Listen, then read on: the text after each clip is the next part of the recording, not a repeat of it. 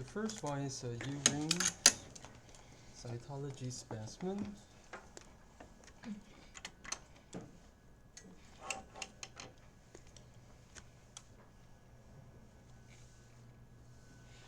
From a relatively elder female. I think she is, oh no, this is a different patient. She's 46-year old. So relatively young. In this specimen, we didn't see urothelian cell. Most of the cell are squamous cell.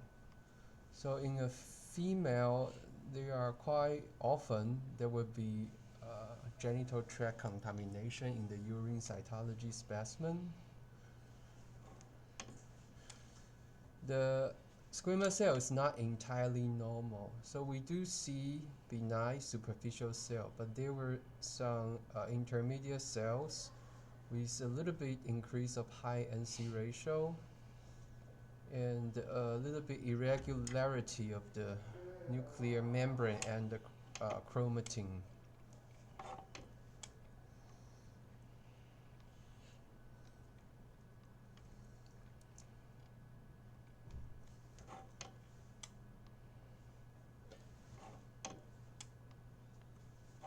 So again, there is a tiny cluster, looks quite atypical with increased NC ratio, but the cell is not very well preserved.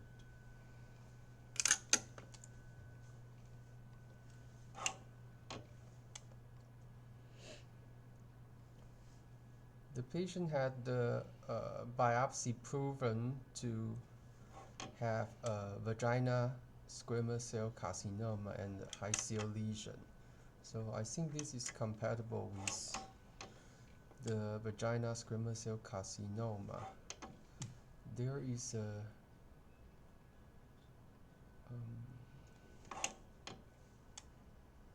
like very strange looking spindle cells.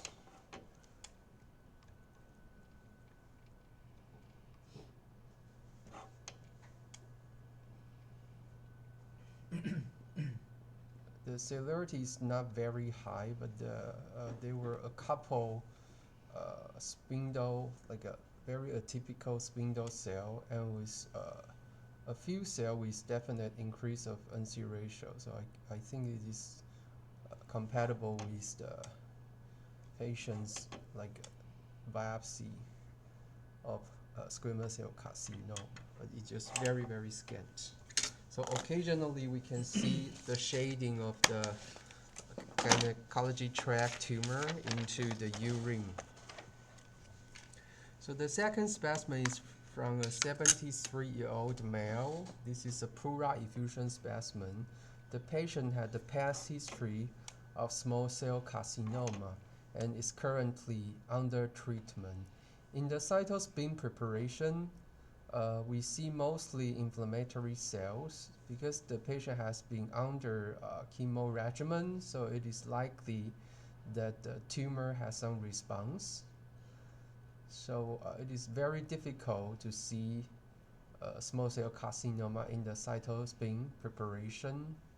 There were a few atypical cells, but it looks like a reactive type of atypia. It doesn't look like small cell carcinoma. However,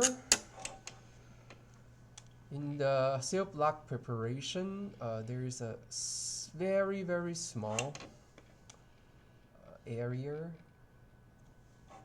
that show relatively typical morphological pattern of small cell carcinoma, which is this molding cell-in-cell pattern.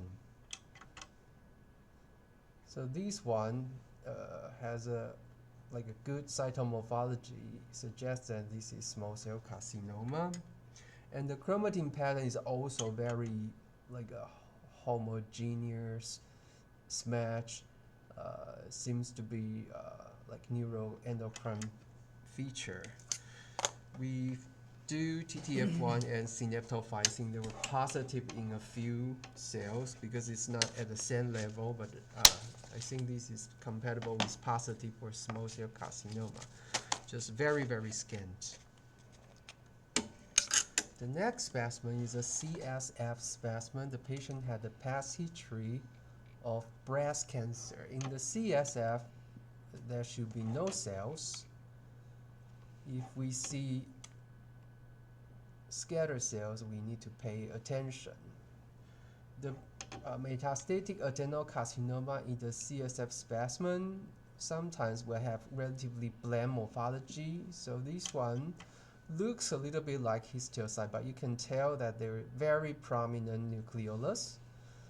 So this is compatible with metastatic breast cancer in the CSF specimen.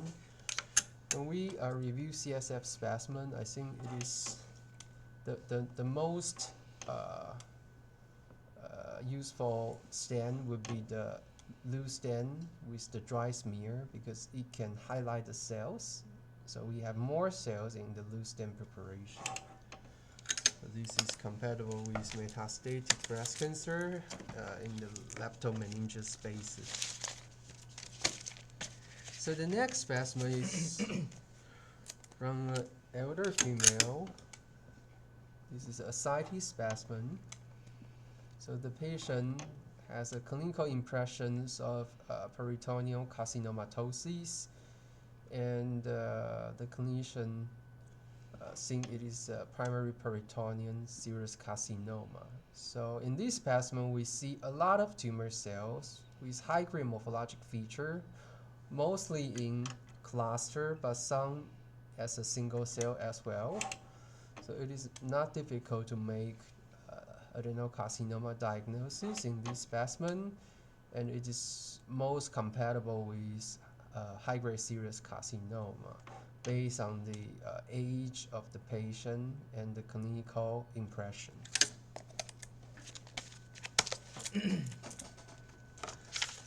So let's move to the EUS aspiration of the pancreas.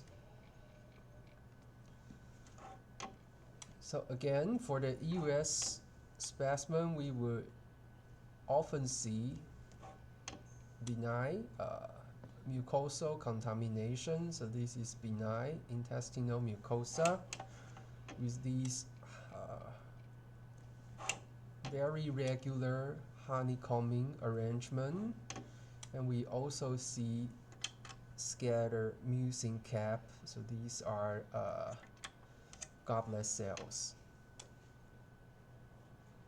So on the different level, you see cells with enlarged nuclear, high NC ratio, irregular arrangement. So this is adenocarcinoma. So you see benign adeno, and they were on the different level of the slides. So here we also see adenocarcinoma with this very tight, like irregular drunken honeycombing arrangement, and the cell do show mucin differentiation. So you see mucin in the cytoplasm at the luminal border. So these are relatively well differentiated, but there are also some more high-grade, fully differentiated component. So this is positive for adenocarcinoma of the pancreas.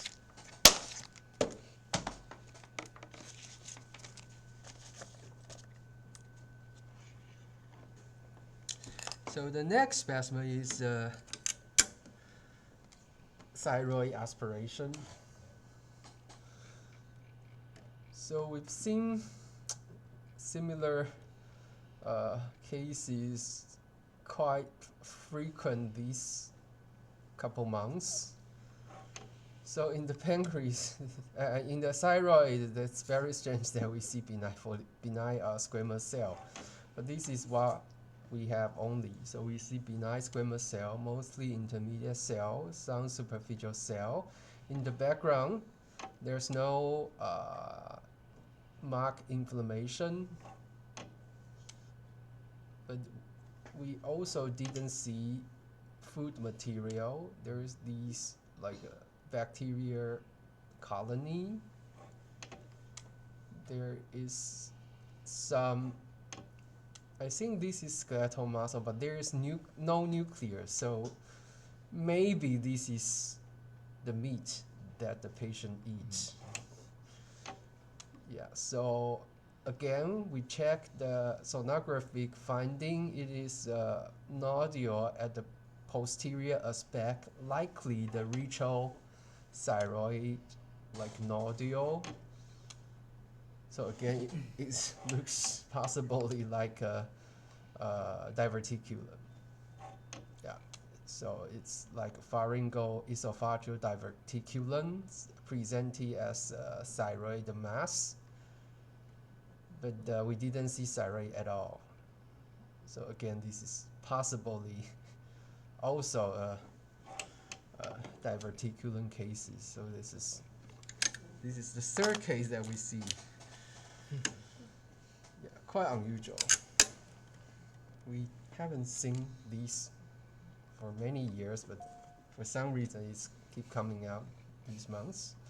So the next specimen is the parotid aspiration specimen.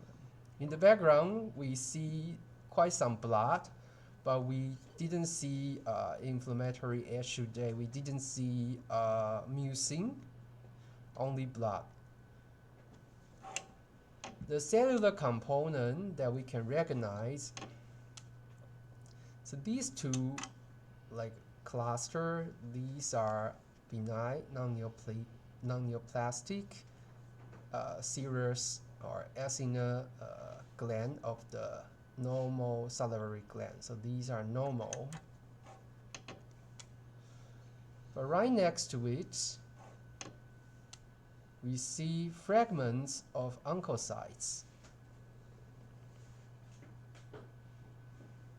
And the oncocytes arranged in a large, like a sheets, and with a very regular arrangement. And there is no nuclear atypia. So when we think about salivary gland tumor with oncocytic epithelium, the most common tumor would be Watson tumor. But usually for the Watson tumor, you will see cystic background. Most of the time you will see granular inflammatory cyst content with some granular debris. But in this specimen, the background is relatively clean. There's only blood, nothing else. The second thing about Watson tumor is that you usually would see a more flattened sheets with a nice honeycombing arrangement. But for this specimen, you can actually see these oncocytes arranged in like a cell ball arrangement and was tightly clustered in these more three-dimensional architecture. And you can see that there are several small cellular ball arranged like in a compact cellular fragment. So based on the background material, based on the cellular arrangement, this is most consistent with oncocytoma or nodular oncocytic hyperplasia, oncocytosis. So this is basically with very, very similar morphologic pattern, but just different like a growth appearance. So this specimen is compatible with benign oncocytoma / nodular oncocytic hyperplasia. So we've seen quite a few cases. This is not a common tumor comparing to the Watson tumor or pleomorphic adenoma, but we see quite a couple cases as well. So this is compatible with benign oncocytic tumor. So next specimen is from the neck lymph node. The patient had a past history of squamous cell carcinoma of tongue. So in this specimen, you see mostly keratinized squamous cells, and with a lot of cells showing enucleation, no nucleus. They were quite often that you can see some calcified material And for these type of specimen, first thing is that history is very important. So the patient do have squamous cell carcinoma history. The second thing is that it is most ideal that you can find intermediate cell or parabasal cell with high NC ratio and hyperchromasia to be more definitely called this squamous cell carcinoma. So we do have some cells with more atypia, like here, with increased NC ratio, and irregular nuclear contour, pleomorphism, hyperchromasia, and also these very strange looking, like a spindle guy over here. So this is compatible with metastatic squamous cell carcinoma. So there's, of course, could be a chance that the patient had a squamous cell carcinoma, but also has an epidermal cyst on the skin. So it is very important that we need to confirm the cellular atypia to make sure this is metastatic squamous cell carcinoma. So I think for this case, it's pretty evident that this is squamous cell carcinoma, keratinized type. So finally, let's move to the pap smear. In our hospital, it's quite often that we will receive pap smear from the patient exceeding 65 or 70 years old. So the patient here is a 74-year-old female. She do have a past history of high CO, and she has received hysterectomy almost 10 years ago. Yeah, it's 9 years, a couple months, almost 10 years ago. So the patient does has a history of a CO lesion, but it is a very remote history. So when we see this specimen, it is clearly that it is a atrophic pattern. For the atrophy smear, it is sometimes quite tricky. We will quite often see these large, like blue nuclear, naked nuclear without cell contour, without cytoplasm. This is called a blue bleb. This is very common that we will see in the atrophy smear. So you can see these. So this guy, we don't care so much because this is perfectly benign. But in the background, you do see there were quite often hyperchromatic cell and some with a little bit keratinization. So this is the problematic issue because you see these like quite spindle cell seems to be hyperchromatic, but when you take a look of the chromatin pattern, you didn't see any granularity. You didn't see coarse chromatin. It is most likely what we call the jet blue pattern that is very homogeneous, kind of like smudge chromatin pattern. So you need to be really careful with this pattern because this is not the usual high CO chromatin pattern that we see. The second thing about this specimen is that I think the extent of these atypical cell that we find problematic is a little bit too wild. It does not show along the smearing pattern only in one smear. It is throughout the entire specimen. So if it is CO lesion, usually that will be confined in one spot, and when you do the smear, and you will get it along the direction. But because this is just disseminated throughout the entire smear, so it is kind of, the pattern doesn't completely fulfill the usual high CO pattern that we see. So again, we do see squamous cell with high NC ratio seems to be hyperchromasia, but the chromatin pattern is a very homogeneous match kind of chromatin pattern. So these can be compatible with atrophic pattern. And here again, it looks a little bit terrifying that you see these relatively high NC ratio hyperchromatic cell. But if you really pay attention, for example, to the single cell pattern over here, comparing this to the adjacent relatively normal cells, it doesn't show a significant difference. So I think to directly call high CO in this type of specimen is relatively risky. So we've called the same patient with high CO 2 years ago. The biopsy